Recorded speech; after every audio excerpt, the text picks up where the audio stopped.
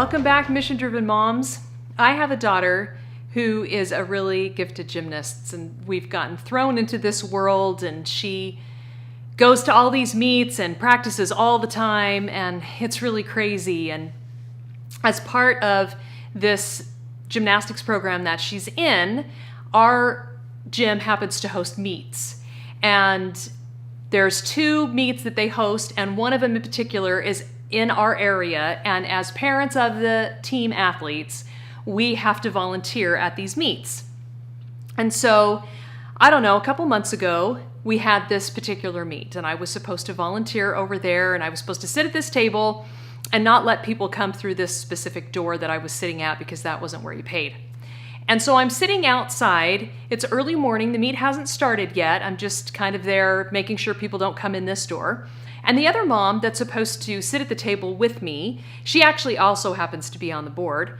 She comes over to talk with me and kind of explain what to do and let me know that she's going to be back in just a little bit. Well, even though this meet is close to where we live, she and her daughter opted to stay on site at this really awesome hotel together for this meet her daughter was going to be in. Her daughter's a little bit older than mine. I think she said she was about 12 or 13. And so her daughter was competing a little later in the day, and this mom had gotten up because she's on the board. She had helped put everything together and left her daughter in bed. And then she had gone back to the hotel room and woken her daughter up and said, you kind of need to get moving and going and get up and around, get dressed, get ready to come help out at the meet, and then you can compete later on today. And as part of kind of, helping her wake up, this mom had stopped by on the way back to the hotel room and gotten her daughter a Frappuccino, a really tall one, lots of sugar and all that kind of stuff in it. For her daughter loved them, and gotten her, I think, some donuts too. So her daughter is back there in their hotel room, and this mom is with me, instructing me on what to do. And the mom gets this call, and it goes something like, "What? What happened? What are you talking about? It's all over the floor? Are you kidding me? I just got that for you. Okay, it's okay. Don't cry. It's going to be okay."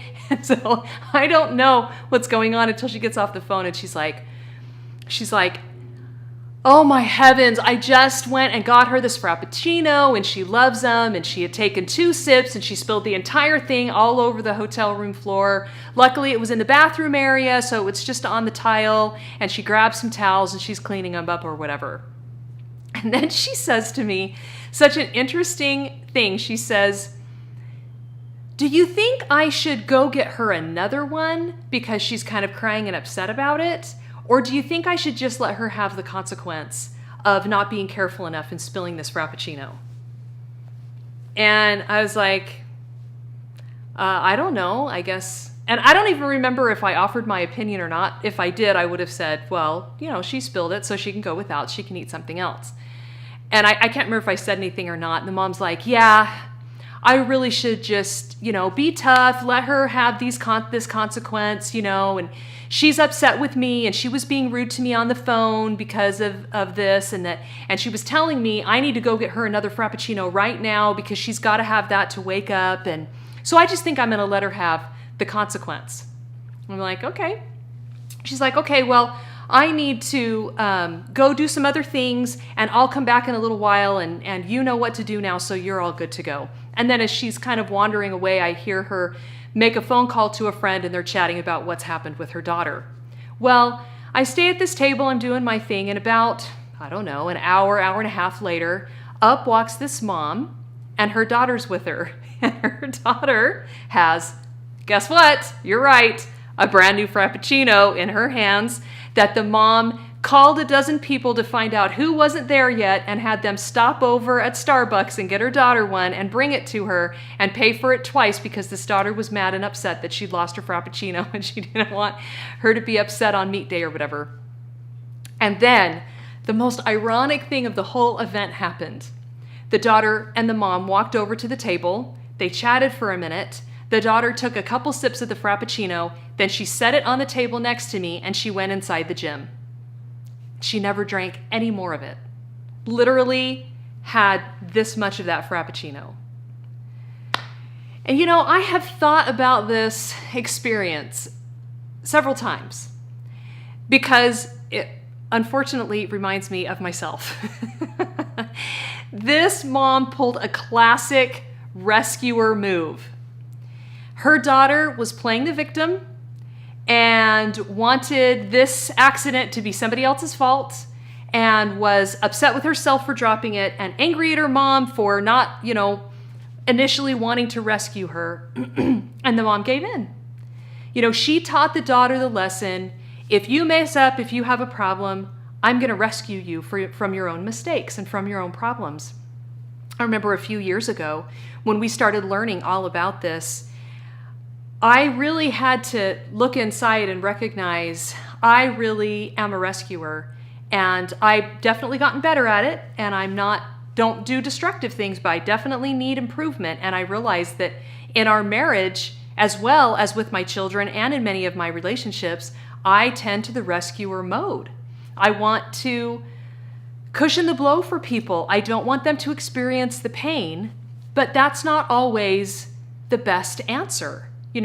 We teach people the wrong lessons about how to treat us, and about what our, boundaries are, and about what is healthy and right for them, and about what their real responsibilities are.